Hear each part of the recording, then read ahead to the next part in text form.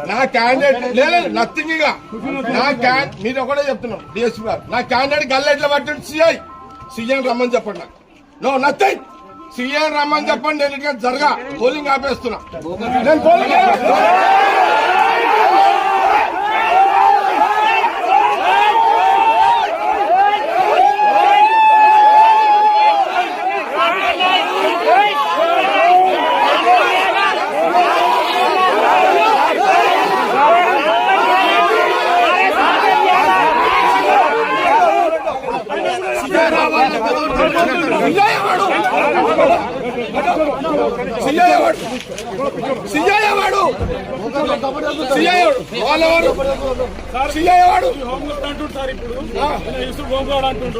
ఏం చేస్తాడు